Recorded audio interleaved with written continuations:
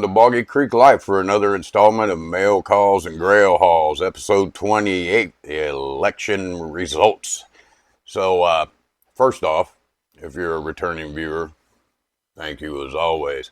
And if you're new to the channel, what I do here is just a quick review of model kits that I've gotten or I'm going to build, and sometimes little build videos, paint videos, just general model stuff.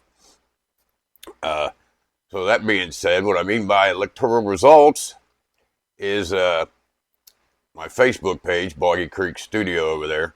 As if you've been following the channel, I just recently got done building the Ghoul, which he is for sale. And if you want to, check that out, there's other videos before this. You can go to the Facebook page, which is Boggy Creek Studio. I'm charging $400 for him. I know some people may think that's a lot, but I did ask other guys that sell things that have been around a long time, and that seemed to be like a decent price. So I'm either going to stick with that, or I just, keep it. It doesn't matter. But anyways, I got done building that, so I threw up on the Facebook page like 5 kits that I have and let people vote. So I had up Needful Things, 1/1 scale, the thing head, the spider head. I had Naren the Crow. I had Horizon Vinyl Crypt Keeper.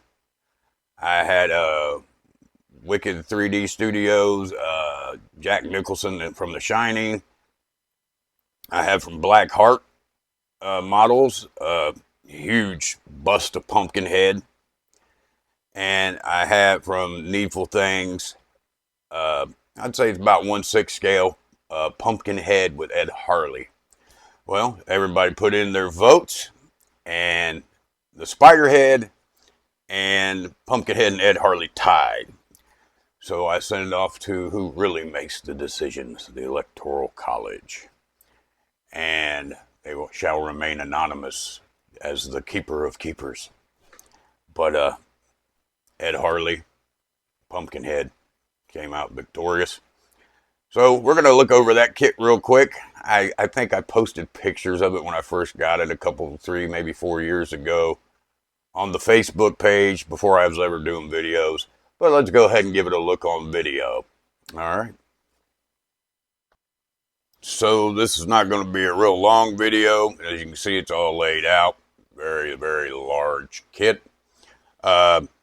I saw that in the intro, I didn't mention if you are new, please like and subscribe to the channel. Subscribing is free and is greatly appreciated.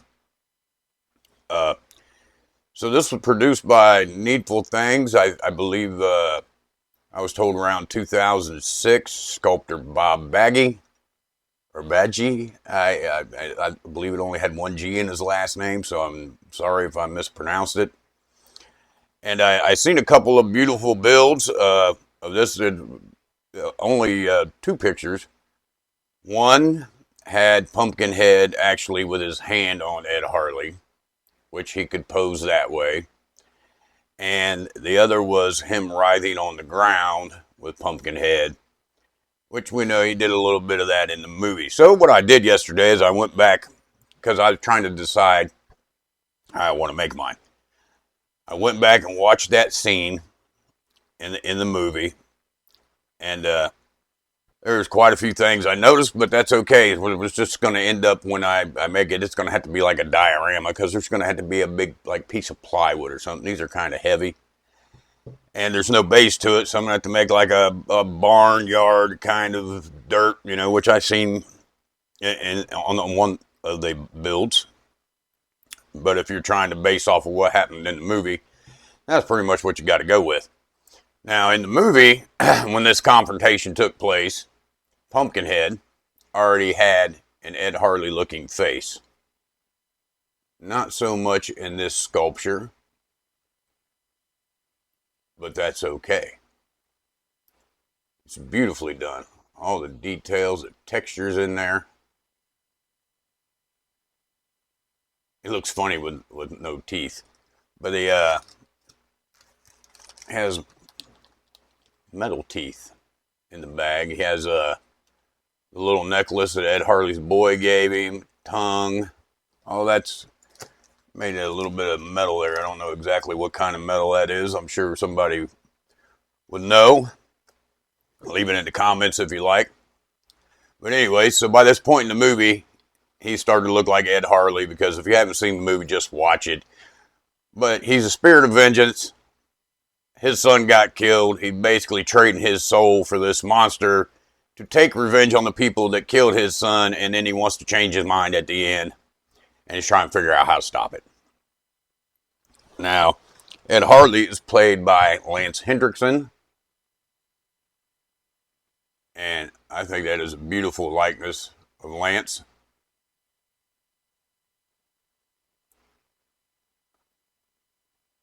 Same body type as Lance. He was kind of muscular in a thinner, kind of ripped way.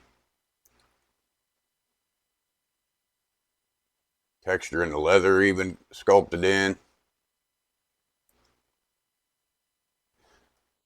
Okay, so what I deduced when I was watching this movie was, okay, he comes out of the shed. He's already messed up because the soul swap thing is already trying to go on, so he's all disoriented. He has a flamethrower. He plans on burning Pumpkinhead, and his hose, for one of the hoses for the flamethrower, gets caught on a nail and spins him around into a 4-pronged pitchfork, stabbing him.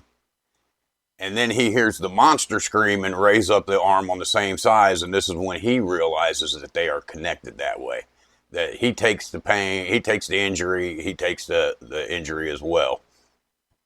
And so what he does is he runs to a pickup truck, grabs a Smith & Wesson, spoilers, sorry, puts it to his head, shoots himself, doesn't kill him, but they both fall. Then the girl picks up the gun. He tells her to kill him, and that's it. So for my idea, I think I may make Ed Harley on the ground. And I asked my buddy Jamie Sodge if he could possibly 3D print me a Smith & Wesson H8, I believe it was, pistol that Ed Harley had, according to my internet searches, and a 4-pronged pitchfork that I will add with my diorama. I'm going to have him writhing. If you connect him together, he's just looking like he's a hot mess. And, while we go over this is going to be fun, because, I mean, I know it's an older kit, and I don't care about that. But, there'll be a lot of sculpting with Aves in here. Let's just put it that way. We'll put it that way. And once again, I want to thank my buddy Fred DeSoto, who I got to meet at Wonderfest. Great dude. He's the guy that sold me the kit back when I first started. I knew back then I had not the skill to even attempt it. So it sat a while. But I love Pumpkinhead. I love the creature design. As you can see, laces in the boots even. Mr. Badgie, like I said, hope I'm pronouncing that right. Did an excellent job on the sculpting. I mean, you can see the muscle, the pain. When people get in pain and flex, that skin goes down a lot on certain people. Got a little pothole maybe, a little bit of flashing, no big deal. We build models here. Texturing. Veins. I mean, it's just a beautiful sculpt. Beautifully done. A little bit of flashing, no biggie, sandpaper. The torso. Just a saggy old rotten demon,